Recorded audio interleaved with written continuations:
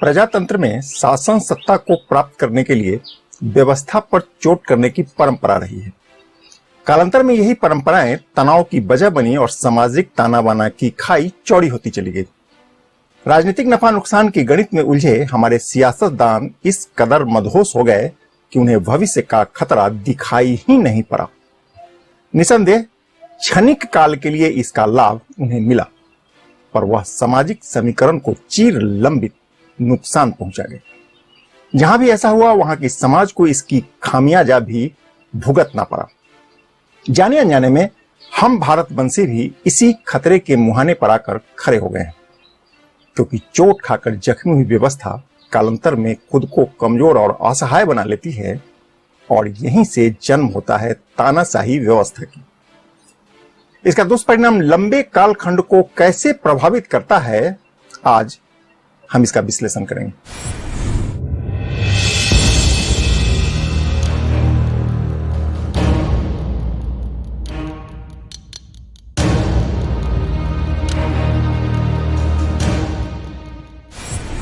नमस्कार, मैं हूं कौशलेंद्र झा और आप देख रहे हैं केकेएन लाइव। खबरों की खबर और लीक से हटकर खबर के इस सेगमेंट में आज विश्लेषण करेंगे तानाशाही व्यवस्था की, इसकी बनते बिगड़ते समीकरण की और इसके दुष्परिणामों की भी।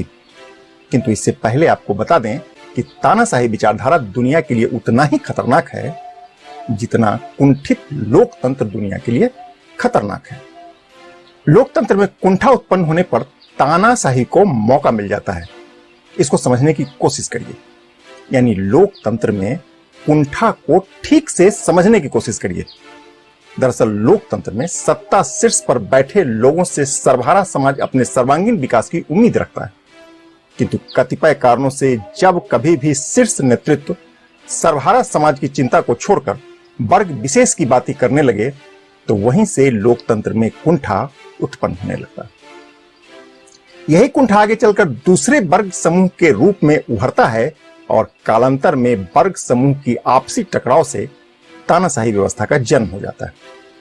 इतिहास गवाह है, तानाशाह चाहे वामपंथी हो या दक्षिणपंथी, पर ये सभी मानवता के लिए हमेशा से बहुत बड़े खतरा रहे हैं।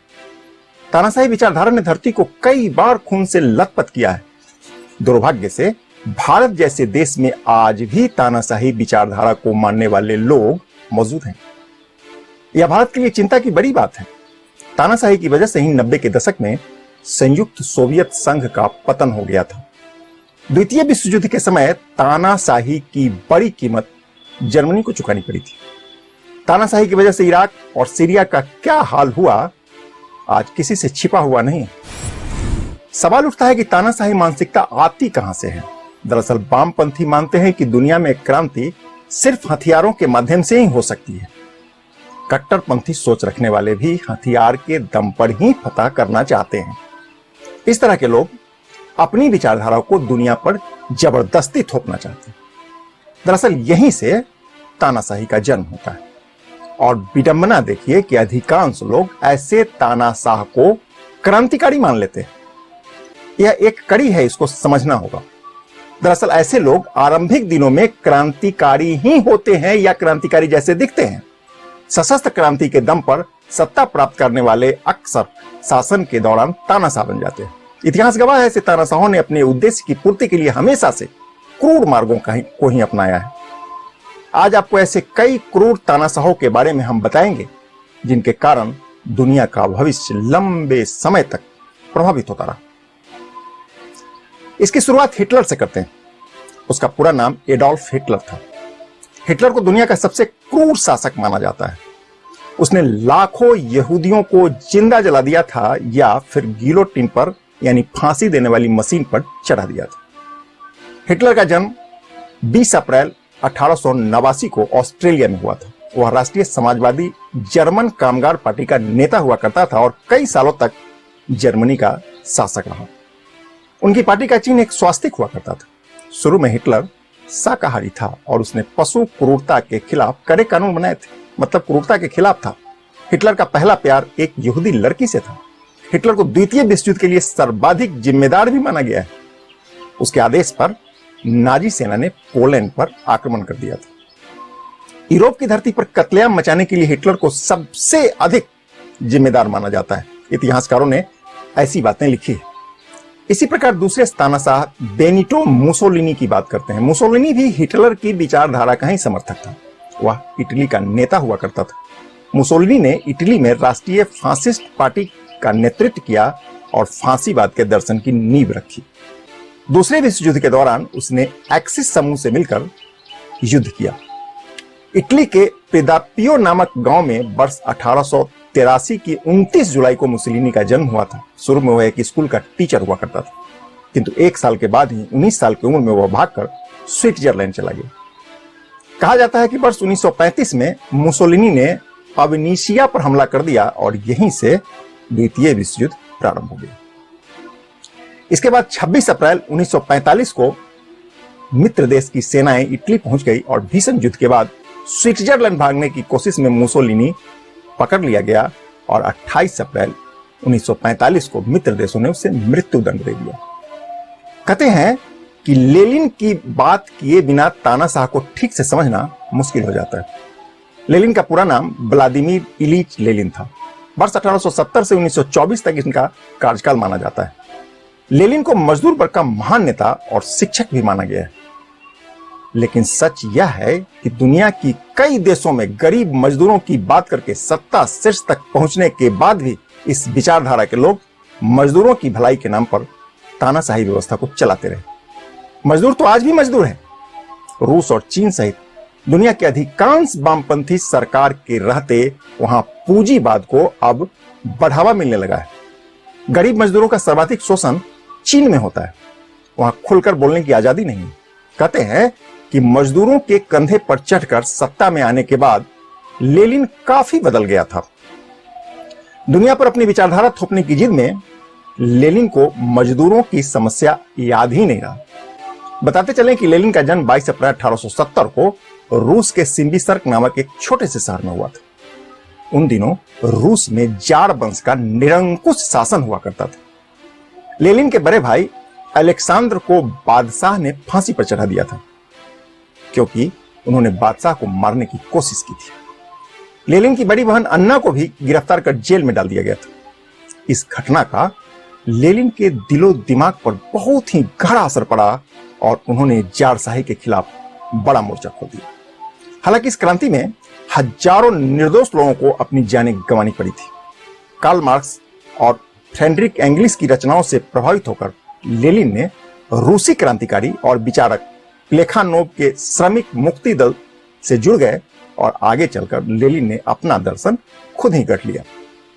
अपनी प्रसिद्ध पुस्तक क्या करें में उन्होंने सर्वहारा वर्ग की परिकल्पना को दुनिया से अवगत कराया।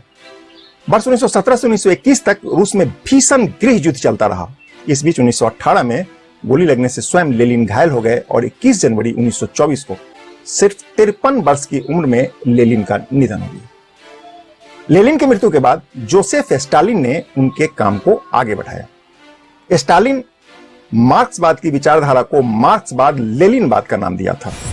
बताया जाता है कि स्टालिन ने राजधानी मॉस्को के निकट अपने घर में 5 मार्च 1953 को दम तोड़ दिया, किंतु मरने से पहले उसकी तानाशाही नीति की वजह से करीब 2 करोड़ लोगों को अपनी जानें गंवानी पड़ी थी। बताया जाता है कि ग्रेट फर्ज के नाम पर सेना की मदद से लाखों हत्याएं हुई। गौर करने वाली बात यह है कि इनमें से अधिकांश उन लोगों की हत्याएं हुई जिसने इस व्यवस्था को बनाने में लेनिन की मदद की थी। अब बात माओ से तुंग की करते हैं। माओ को आधुनिक चीन का निर्माता कहा जाता है। हालांकि चीन अब माओ का मार्ग छोड़ चुका है। माओ स्वयं अमीर घराने से ताल्लुक रखते थे। हालांकि उन्होंने चीन में कम्युनिस्ट राज की स्थापना की। इसके लिए उस दौर में हजारों लोगों की हत्याएं की गई। माओ के बारे में कहा जाता है कि वह खुद के लिए नहीं बल्कि चीन के लिए अपना सर्वस्व कुर्बान किया था। हालांकि इतने मार काट के बाद चीन की कम्युनिस्ट सरकार फिर से पूंजीवाद की राह पर चल पड़ी। सवाल फिर वही, कितना लहू बहाने का लाभ आखिरकार किसको मिला? इसी प्रकार लीबिया के एक घुमक्कड़ कबीले में जन्मे तानाशाह मोहम्मद गद्दाफी पर हजारों लोगों को मौत के घाट उतार देने का इल्जाम लगा। लीबिया के शासक इदरीस की पराजय के बाद तानाशाह गद्दाफी ने अरब राष्ट्रवाद का प्रतिनिधित्व किया था और हजारों लोगों को अपनी जान देकर इसकी कीमत चुकानी पड़ी थी। उन दिनों की बात है। कहते हैं कि खुद को कर्नल घोषित कर गद्दाफी ने उत्तरी अफ्रीका के सबसे क्रूर तानाशाह के रूप में लीबिया पर 42 साल राज किया।